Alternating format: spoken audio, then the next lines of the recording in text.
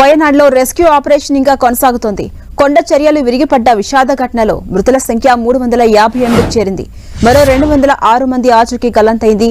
చెలియార్ నదిలో లభ్యమైన మృతదేహాలు, శరీర భాగాల్ని గుర్తించడం కష్టంగా మారింది. మృతుల్లో 67 మందిని గుర్తించాల్సి ఉంది. జిల్లాలో ఇప్పటి వరకు 218 మృతదేహాలను వెలికితీశారు. ఇందులో 87 మంది మహిళలు, 98 మంది పురుషులున్నారు. 30 మంది చిన్నారులను కూడా గుర్తించారు అధికారులు. సహాయక బృందాలు ప్రతి ఇంచును గాలిస్తున్నాయి. Kalpetta forest officer K Hashis నేతృత్వంలోని రెస్క్యూ బృందం తమ ప్రాణాలకు తెగించి మరీ ఓ గిరిజన కుటుంబాన్ని రక్షించింది.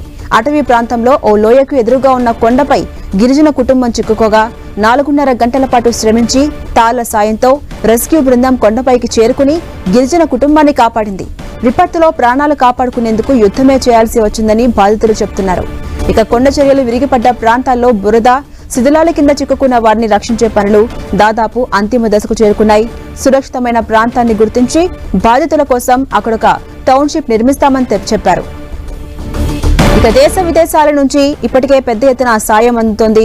మరోవైపు కేరళకు సహాయం చేసేందుకు చాలా మంది ముందుకొస్తున్నారు. ముఖ్యమంత్రి సహాయ నిధికి విరాళాలు అందజేయడానికి ప్రపంచ వ్యాప్తంగా ఎంతో మంది ముందుకొస్తున్నారని సీఎం విజయన్ తెలిపారు. ఓ ఉన్నతాధికారి నేతృత్వంలో హెల్ప్ ఫర్ వైనాడ్ సెల్ ను ప్రారంభించినట్టుగా చెప్పారు. సంబంధించిన అధికారులను సంప్రదించి విరాళాలు అందజేయాలని చెప్పారు. వైనాడ్లో తీవ్రంగా నష్టపోయిన బాధితుల కోసం 100 ఇళ్లు నిర్మించి ఇస్తామని కర్ణాటక ప్రభుత్వం ఇప్పటికే ప్రకటించింది.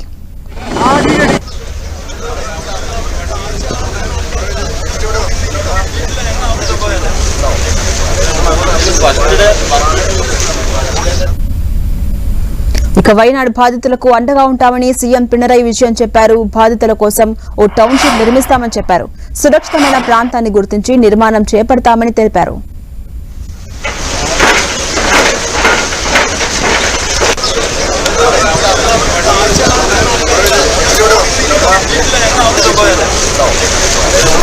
ఫస్ట్